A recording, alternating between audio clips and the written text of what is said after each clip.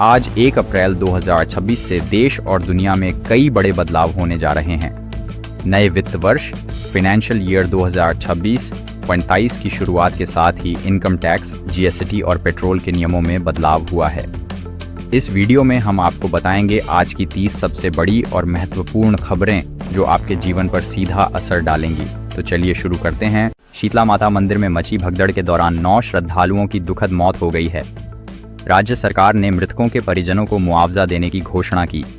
हर महीने की पहली तारीख की तरह आज भी एलपीजी सिलेंडर की कीमतों की समीक्षा की गई है, जिससे आम आदमी की जेब पर असर पड़ेगा। भारत ने ऊर्जा सुरक्षा सुनिश्चित करने के लिए अंतर्राष्ट्रीय स्तर पर ग्रीन अमोनिया समझौते पर हस्ताक्षर किए हैं, जो भविष्य का स्वच्छ ईंधन माना जाता है। सरकार ने छोटे शहरों को जोड़ने के लिए नए हाई स्पीड रेल कॉरिडोर की घोषणा की है, जिससे यात्रा के समय में भारी कमी देखने को मिलेगी। स्वास्थ्य बजट में इस बार आयुष चिकित्सा पद्धति के विस्तार के लिए रिकॉर्ड आवंटन किया गया है, ताकि सस्ता और सुलभ इलाज घर घर पहुंचे। पंजाब के लुधियाना में एक अवैध पटाखा फैक्ट्री में धमाके से एक श्रमिक की मौत हो गई, जबकि 3 अन्य गंभीर रूप से घायल बताए जा रहे हैं। अनुराग ठाकुर ने आईसीसी से पाकिस्तान के क्रिकेट न खेलने के रुख पर कड़ी आपत्ति जताई है और वैश्विक मंच पर कार्रवाई की मांग की।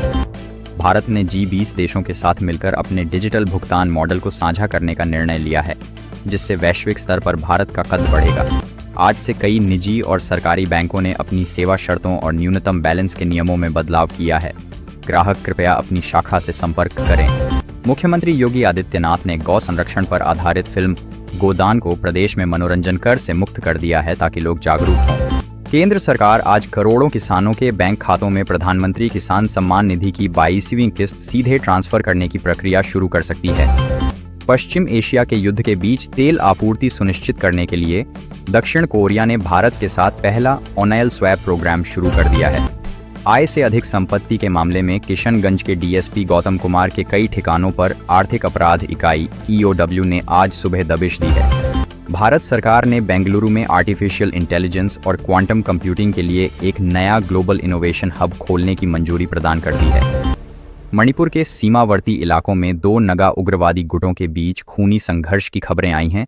सुरक्षा बलों ने इलाके में सर्च ऑपरेशन तेज कर दिया है। राष्ट्रीय स्वास्थ्य मिशन के तहत देश के ग्रामीण इलाकों में 500 नए डायलिसिस केंद्र खोलने का लक्ष्य रखा गया है, जिससे मरीजों को शहर नहीं जाना पड़ेगा। विमान यात्रियों की सुरक्षा और रिफंड प्रक्रिया को और सख्त बनाने के लिए नागरिक उड्डयन मंत्रालय ने आज से नए दिशा निर्देश लागू कर दिए हैं। आज वैश्विक स्तर पर वन्य जीव संरक्षण के संकल्प दोहराए जा रहे हैं। भारत ने चीता प्रोजेक्ट की सफलता की दूसरी वार्षिक रिपोर्ट भी जारी की है। आज से नया टैक्स कानून प्रभावी हो गया है, जिसमें 1 लाख रुपए तक की अतिरिक्त आय को पूरी तरह टैक्स फ्री करने का प्रावधान किया गया है। अब भारत के सभी पेट्रोल पंपों पर 20% एथेनॉल मिला हुआ ईंधन मिलेगा, जिससे कच्चे तेल के आयात पर निर्भरता काफी कम होने की उम्मीद है।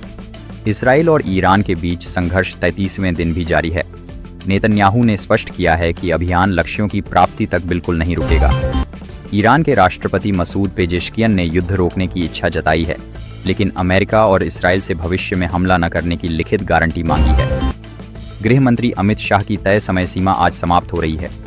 सरकार ने दावा किया कि नक्सल प्रभावित जिले अब सिर्फ 7 रह गए हैं। वस्तु एवं सेवा कर के नए नियमों के तहत अब छोटे व्यापारियों को अनुपालन में बड़ी राहत मिलेगी और रिफंड की प्रक्रिया पूरी तरह ऑटोमेटिक होगी। प्रधानमंत्री आज गुजरात में 20,000 करोड़ की विभिन्न विकास परियोजनाओं का शिलान्यास करेंगे, जिससे क्षेत्र के बुनियादी ढांचे में क्रांतिकारी बदलाव आने की उम्मीद है। वित्त वर्ष 2026 के आखिरी दिन बाजार में 2% की बड़ी गिरावट दर्ज की गई। निवेशकों ने नए नियमों के डर से जमकर मुनाफा वसूली की है। भारतीय पैरालंपिक मेडलिस्ट शीतल देवी ने अपने शानदार प्रदर्शन के दम पर para Archer of the year का प्रतिष्ठित खिताब अपने नाम कर लिया है। लेबनानी गुट ने उत्तर इजराइल के मेरोन बेस को निशाना बनाते हुए दर्जनों रॉकेट दागे, जिससे क्षेत्र में हवाई निगरानी तंत्र को भारी नुकसान पहुंचा है। केंद्र सरकार ने नए शैक्षणिक सत्र के लिए नवाचार और रोजगार पर केंद्रित विशेष बजट आवंटित किया है, ताकि युवाओं को वैश्विक स्तर पर तैयार किया जाए। जानलेवा खतरों को देखते हुए बिहार सरकार ने चूहे मारने वाली दवा राइटोल पेस्ट की बिक्री और उपयोग पर तत्काल प्रभाव